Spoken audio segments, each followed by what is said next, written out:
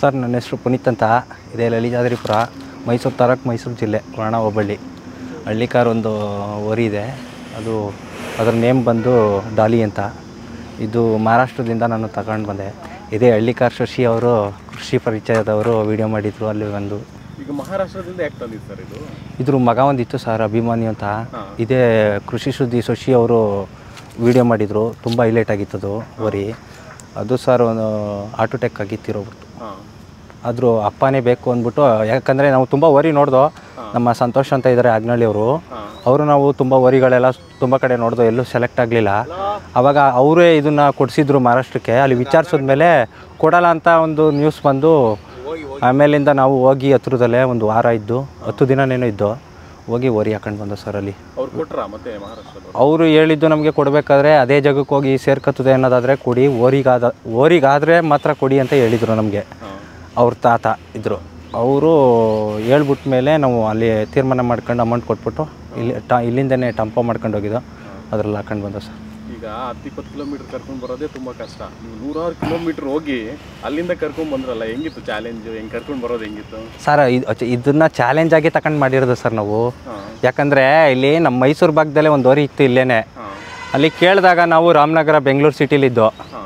ಆವಾಗ ಏನಾಯಿತು, ಅಲ್ಲಿಂದ ಬನ್ನಿ ಓರಿ ಕೊಡ್ತೀನಿ ಅಂದ್ಬಿಟ್ಟು ನಮ್ಮನ್ನು ಕರೆಸ್ಬಿಟ್ಟು ಓರಿ ಕೊಡ್ದೇನೆ ಬೇರೆಯವ್ರಿಗೆ ಯಾರಿಗೋ ವ್ಯಾಪಾರ ಮಾಡ್ಕೊಬಿಟ್ರು ಒಳಗೇನೆ.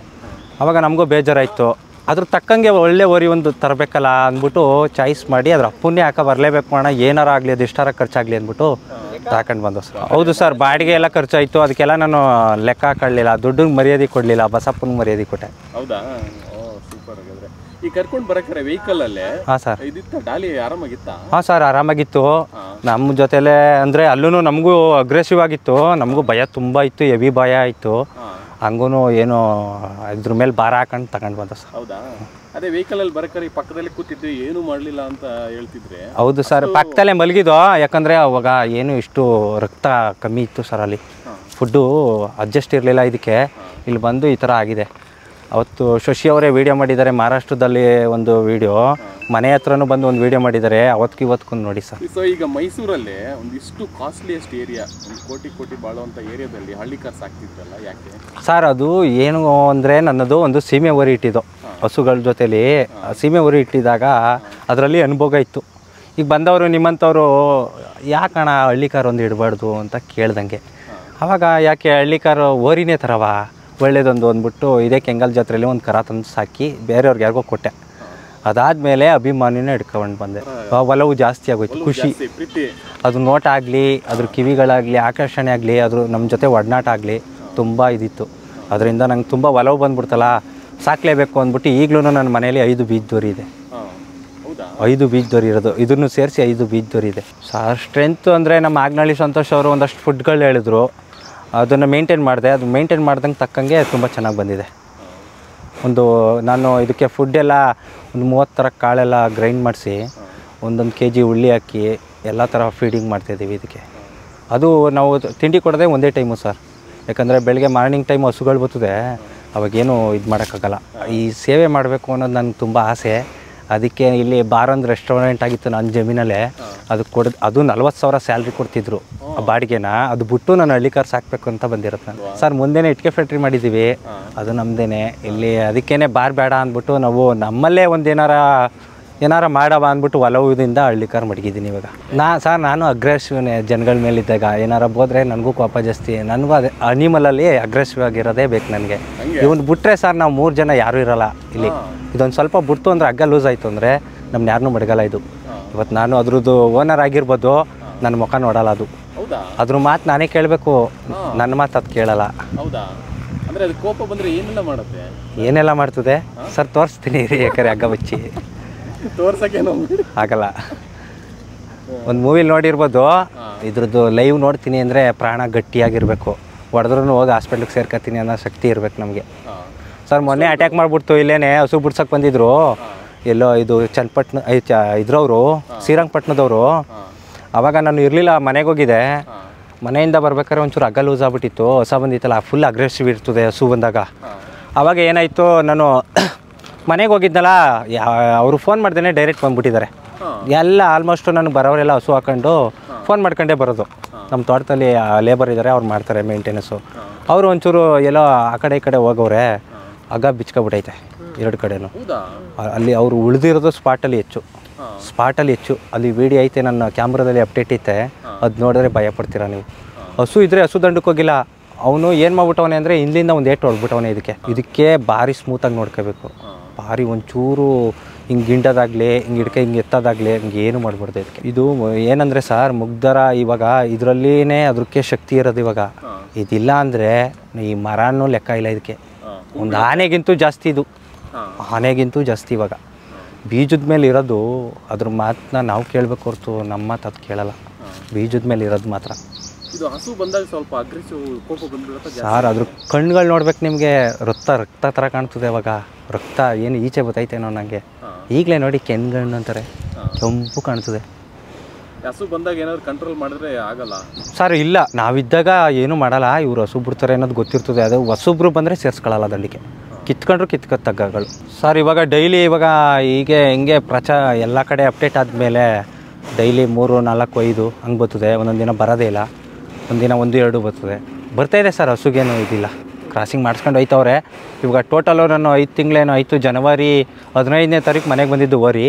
ಬಂದು ದಿನವೇ ಒಂದು ಹಸು ಬಂದಿತ್ತು. ಬಂದು ಮಹಾರಾಷ್ಟ್ರದಿಂದ ಬತ್ತಲ್ಲ, ಅವಾಗ ರಷ್ಟೇ ಇರಲಿಲ್ಲ ಸರ್ ನಿಂತ್ಕೊಳ್ಳೋಕ್ಕೆ. ಇದಕ್ಕೆ ಮಲ್ಗೂ ಇರಲಿಲ್ಲ. ಮಹಾರಾಷ್ಟ್ರದಿಂದ ಬರ್ಬೇಕಾದ್ರೆ ಬಂದೆಟ್ಲೇ ಪಟ್ಟಂತ ಹಸು ಕಟ್ತು. ಬೇರೆ ಹೊರೆಯಾಗಿದ್ದರೆ ಅಲ್ಲೇ ಮುದುರ್ಕ ಬಿತ್ಕತ್ತಿತ್ತು.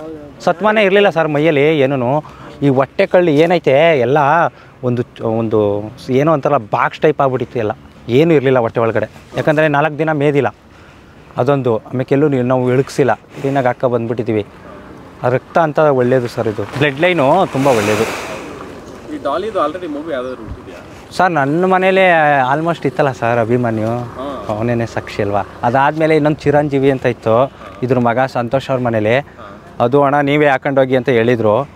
ಅದನ್ನು ಹಾಕೊಂಡು ಬಂದು ಪಕ್ಕದೂರಿಗೆ ಕೊಟ್ಟೆ ನಾನು. ನಮ್ಮ ಹುಡುಗರು ಕೇಳ್ಕೊಂಡ್ರು. ಅದು ತುಂಬ ಚೆನ್ನಾಗಿ ಬಂದೈತೆ ಇದ್ರ ಮಗ.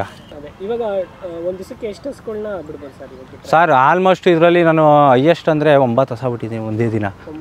ಸಿ ಹಳ್ಳಿಲಿ 11 ಹಸ ಬಿಟ್ಟಿದ್ದೀನಿ. ಜಾತ್ರೆಗೆ ಹೋಗಿತ್ತು ಕಮಿಟಿಗೆ, ಒಂದೇ ದಿನ 11 ಹಸ ಬಿಟ್ಟಿದ್ದೀನಿ. ಸಿ ಹಳ್ಳಿ ಜಾತ್ರೆಯಲ್ಲಿ ಟೋಟಲ್ 4 ದಿನ ಇತ್ತು. 4 ದಿನದಲ್ಲಿ ಮಾರ್ನಿಂಗು ಬಂದ್ಬಿಡ್ತು. 3 ದಿನದಲ್ಲಿ 32 ಹಸ ಬಿಟ್ಟಿದ್ದೀನಿ ಸಿ ಹಳ್ಳಿ ಜಾತ್ರೆಯಲ್ಲಿ. ಯಾಕಂದರೆ ಬನ್ನೂರು ಭಾಗದಿಂದನೇ ತುಂಬ ಹೆಣ್ಣಸ್ಗಳಿರೋದು, ಅಲ್ಲಿಂದ ತುಂಬ ಹಸ್ಗಳು ತಂದು ಬಿಡ್ಸ್ಕೊಂಡು ಹೋಗಿದ್ದಾರೆ ಸರ್. ಈಗ ಕೊಂಬೆಲ್ಲ ತುಂಬ ಚೆನ್ನಾಗಿದೆಯಲ್ಲ, ಇದು ಬಿಟ್ಕೊಂಬ ಇದು? ಹಾಂ ಸರ್, ಇದು ಪ್ಯೂರು. ಅದು ಏನೈತೆ ನ್ಯಾಚುಲರು, ನಾವೇನು ಪ್ಯಾಚ್ ಕಿಚ್ಚೇನು ಮಾಡಿಲ್ಲ. ಅದು ನ್ಯಾಚುಲರ್ ಸರ್. ಇದು ಫುಲ್ಲು ನಾವೇನು ಪ್ಯಾಚ್ ಕಿಚ್ಚೇನು ಹಾಕ್ಸಿಲ್ಲ. ಇದು ಯಾರನ್ನೂ ಬಿಟ್ಕೊಳ್ಳಲ್ಲ, ಬಟ್ ಈ ಕುರಿ ಮರಿ ಮಾತ್ರ ಸಖತ್ತಾಗಿ ಕ್ಲೋಸ್ ಆಗಿ ಸರ್. ಬಂದು ದಿನ ಇನ್ನೊಂದಿತ್ತು ಇದ್ರ ಜೊತೆಲೇ, ಇನ್ನೊಂದಿತ್ತು ಅಭಿಮಾನಿ ಜೊತೆಲಿ ಒಗ್ಗಿತ್ತು. ಅದನ್ನು ತೆಗೆದು ಎಸ್ಬಿಟ್ಟು ಗೋಡೆಗೆ ಇದು ಮಾಡಿಬಿಟ್ಟಿತ್ತು. 2 ದಿನ ಉಸಿರು ತಪ್ಪಿಟ್ಟಿತ್ತು. ಅದಾದಮೇಲೆ ಇದಕ್ಕೂ ಹಂಗೆ ಮಾಡ್ತು. ಅದಾದಮೇಲೆ ಒಕ್ಕೊಂಡಿದೆ ತುಂಬ. ಏನಂದ್ರೆ ಅಣ್ಣ ತಮ್ಮ ಇದ್ದಂಗೆ ಇರ್ತಾರೆ, ಒಟ್ಟಿಗೆ ಮೇಯ್ತಾರೆ, ಒಟ್ಟಿಗೆ ಮಲ್ಕತ್ತಾರೆ ಅವರು. ಇದಕ್ಕೇನು ಹಾಕ್ತೀನಿ ತಿಂಡಿ ಇದರಲ್ಲೇ ತಿನ್ಕೋತದೆ ಇದನ್ನು. ಹೌದು. ಸೊ ಈ ಕುರಿಗೆ ಒಳ್ಳೆ ಇದು ಬಂದು ಬಂಡೂರು. ಹೌದು. ಇದಕ್ಕೆ ಒಳ್ಳೆ ಚೆನ್ನಾಗಿ ಕಟಿಂಗ್ ಮಾಡಿಸಿದ್ದೀರಾ. ಅದೇ ಒಂಥರ ಫ್ಯಾನ್ಸಿಯಾಗಿ ಮಾಡ್ತಾನೆ. ಇಲ್ಲೇ ಸಿದ್ದು ಅಂತ ಇದ್ದಾನೆ, ಅವ್ನು ಕುರಿಲಿ. ಅವ್ನು ಮಾಡಿಕೊಟ್ಟ ಬಂದು ಮನೆ ಹತ್ರ. ಡಾಲಿ ಮಾತ್ರ ಅವ್ನು ನೋಡಿದ್ರೆ ಏನು ಮಾಡಲ್ಲ, ಒಳ್ಳೆ ಕಾಲಡಿಲೇ ನಿಂತ್ಕೋತದೆ. ಮಲ್ಕೊಳ್ಳೋದೆಲ್ಲ ತಲೆನ ಎದೆಗೆ ಹಾಕೊಂಡು ಮಲ್ಕೋತದೆ. ಮರಿ ಏನು ಮಾಡಲ್ಲ ಸರ್. ಅಷ್ಟು ಒಡನಾಟ ತುಂಬ ಸಕ್ಕತ್ತಾಗೈತೆ ಅದಕ್ಕೂ. ದೇಹ 2 ಮನಸ್ಸು ಒಂದೇ. ಹೌದು. ಅವ್ನು ಎಷ್ಟು ಸ್ಟ್ರೆಂತ್, ಒಂದು ಹಿಂಗೆ ಹಂಗ್ಬಿಟ್ರೆ ಇವನು ಎಲ್ಲ ಹೋಗ್ಬಿಡ್ತಾನೆ ಸರ್. ಕೊಂಬಕ್ಕೆ ಸಿಕ್ಸ್ಕೊಂಡು ಹಿಂಗೆ ಎತ್ಬಿಟ್ರೆ ಸಾಕು, ತೂತಾಗ್ಬಿಡ್ತದೆ ಇದಕ್ಕೆ. ಹಂಗೂ ಬಿಡಲ್ಲ, ಅದ್ರ ಜೊತೆಲೇ ಹೊಡೆದಾಡ್ತದೆ. ಬೆಳಗ್ಗೆ ಟೈಮ್ ನೋಡಬೇಕು. ಇಲ್ಲಿ ಗುತ್ತದೆ. ಇಬ್ರು ಗುದ್ದುకుంటాರೆ. ಗುದ್ದಾಡ್ತಾರೆ ಇಬ್ರು ಒಳಗಡೆ ಇದ್ದಾಗ ಮನೇಲಿ. ಈ ಕುರಿಗೆ ಅಷ್ಟು ಧೈರ್ಯ ಬರುತ್ತಾ ಗುದ್ದಕ್ಕೆ? ಸರ್ ಗುದ್ದಕ್ಕೆ ಅಂದರೆ ಅಷ್ಟು ಹೋಗ್ಬಿಟ್ಟೈತೆ. ಯಾಕಂದರೆ ಒಂದೇ ತಟ್ಟೆಲ್ಲ ಅನ್ನ ತಿಂದಂಗೆ ಹೆಂಗಿರ್ತಾರೆ ಹಂಗೆ 2. ಇವಾಗ ಇದಕ್ಕೇನು ತಿಂಡಿ ಹಾಕ್ತೀನಿ ಅದರಲ್ಲಿ ಬಾಯಲ್ಲಿ ಹಾಕೋ ತಿನ್ಕೋತದೆ ಅದು. ಸರ್ ನಂಗೆ ತುಂಬ ಆಸೆ. ನಾನು 10 ನಿಮಿಷ ಇದನ್ನು ಹೊರಗಡೆ ಎಲ್ಲೇ ಹೋದ್ರೂ 10 ನಿಮಿಷ ನಮ್ಮ ಲೇಬರ್ಗಳಿಗೆ ಹೇಳ್ಕೊತೀನಿ, ತಿಂಡಿ ತಿನ್ಸಿದ್ರ, ನೀರು ಕುಡಿಸಿದ್ರ, ಏನು ಮಾಡ್ತವೆ ಓರಿಗಳು, ಯಾರೋ ಬಂದಿದ್ರಾ ಅಂತ ಎಲ್ಲ ಕೇಳ್ಕೊತೀನಿ. ಯಾಕಂದರೆ ಮನಸ್ಸೆಲ್ಲ ಇಲ್ಲೇ ಐತೆ ಇದ್ರ ಜೊತೆಲೇ ನನಗೆ ತುಂಬ. ನೀವೀಗ ಇಲಾಖೆ ಓರಿ ಕಟ್ಟಾಗ ಇಷ್ಟು ಹೆಸರು ಆಗಿರಲಿಲ್ಲ. ಹೌದು, ಇಲ್ಲ ಸರ್. ಅದು ಹೆಸರು ಅಂದರೆ ನಮ್ಮ ಇಲ್ಲಿ ಏನೈತೆ ಇದು ಲಲಿತಾರಿಪುರ ಗ್ರಾಮ ಮತ್ತು ಇಲ್ಲಿ ಈ ಸಣ್ಣ ಪುಟ್ಟ ಹಳ್ಳಿಗಳೈತೆ, ಅಲ್ಲಿಗೆ ಮಾತ್ರ ಗೊತ್ತಿದ್ದು. ಈಗ ಇದು ನಾಟಿ ಓರಿ ಅಂತ ಬಂದಮೇಲೆ ಇಡೀ ವರ್ಲ್ಡಲ್ಲೇ ಫೇಮಸ್. ಕೊಟ್ಟಿದ್ದೀನಿ, ತಂದಿದ್ದೀನಿ, ಕಟ್ಟಿದ್ದೀನಿ ಸರ್. ಬಂದವ್ರು ಕೊಡ್ತೀನಿ ಒಳ್ಳೊಳ್ಳೆ ಕರು ಅವೇ ಮನೇಲಿ. ಇವಾಗ ದೊಡ್ಡಬಳ್ಳಾಪುರದಿಂದ ಬಂದೈತೆ, ದೇವನಹಳ್ಳಿ ಟೌನಿಂದ ಬಂದೈತೆ, ಬೆಂಗಳೂರು ಗ್ರಾಮಾಂತರದಿಂದ ಬಂದೈತೆ, ಆಮೇಲೆ ನೆಲಮಂಗಲದಿಂದ ಬಂದೈತೆ, ಆಮೇಲೆ ಶಿರಾದಿಂದ ಬಂದೈತೆ ಸರ್. ಆಲ್ಮೋಸ್ಟು ಹೊರಗಡೆಯಿಂದೇ ದನ ಬಂದಿರೋದು. ನಮ್ಮ ಹಳ್ಳಿ ಇಲ್ಲಿ ಸಿಟಿ ಏರಿಯಾದಲ್ಲಿ ಎಲ್ಲೈತೆ. ಆಮೇಲೆ ಇಲ್ಲಿ ಈ ಕಡೆ ಎಲ್ಲ ಇಲ್ವಾಲ, ಇಂಕಲ್ಲು, ನಂಜನಗೂಡು, ಇಲ್ಲಿ ಕೊಳ್ಳೇಗಾಲ ಈ ಕಡೆ ಎಲ್ಲ ಬರ್ತೈತೆ. ಎಲ್ಲ ಬರೆದಿಟ್ಟಿದ್ದಾರೆ. 420-430 ಹಸನೇನೋ ಬಿಟ್ಟಿದ್ದೀವಿ ಇವಾಗ. ಎಲ್ಲ ಬರೀತಾರೆ ಲೇಬರು. 5 ತಿಂಗಳಲ್ಲೇ ಕ್ರಿಯೇಟ್ ಮಾಡಿದೆ. 5 ತಿಂಗಳಲ್ಲೇ ಸಿಹಳ್ಳಿಲೇ ಕ್ರಿಯೇಟ್ ಮಾಡಿದೆ ಸರ್. ಎಲ್ಲರಿಗೂ ಗೊತ್ತು. ಅಲ್ಲಿ ಜಾತ್ರೆ ಕಟ್ಟಿದ್ವಲ್ಲ, ಜಾತ್ರೆಯಲ್ಲಿ ಇದ್ದವರೆಲ್ಲ ನೋಡಿದ್ದಾರೆ. ಆಲ್ಮೋಸ್ಟು ನನ್ನ ಜೊತೆಲಿ ಜಾತ್ರೆಯಲ್ಲಿ ಇದ್ದವರು ಒಂದಿಲ್ಲ ಅಂದರೂ 100 ಸೀಟ್ ಇದ್ದರು. ಆ ಪೆಂಡೆಲು ನಾವು ಅಕ್ಕಪಕ್ಕದಲ್ಲೇ ಪೆಂಡೆಲ್ ಇದ್ದಿದ್ದು 100 ಸೀಟ್ ಇದ್ದರು. ಒಂದು ದಸ ಬಂದೈತೆ ಅಂದರೆ ಒಂದು 30-50 ಜನನಾರು ಸೇರ್ಕೊತಿದ್ರು ನೋಡೋಕ್ಕೆ ಸಲುವಾಗಿ. ಸರ್ ನಿಜ, ನೀವು ಈಗ ಬಂದಿರೋದಲ್ವಾ, ಇನ್ನು ಸ್ವಲ್ಪ ಹೊತ್ತು ಒಂದು 2 ಅವರ್ ಇಲ್ಲೇ ಸ್ಪೆಂಡ್ ಮಾಡಿದಾಗ ನಿಮಗೆ ಗೊತ್ತಾಯ್ತದೆ ಎಷ್ಟು ಜನ ಬರ್ತಾರೆ ನೋಡೋಕ್ಕೆ. ಕರು ನೋಡೋಕ್ಕೆ ಎಷ್ಟು ಜನ ಬರ್ತಾರೆ, ಹಸ್ಗಳು ನೋಡೋಕ್ಕೆ ಎಷ್ಟು ಜನ ಬರ್ತಾರೆ. ತುಂಬ ಜನ ಬರ್ತಾರೆ ಸರ್.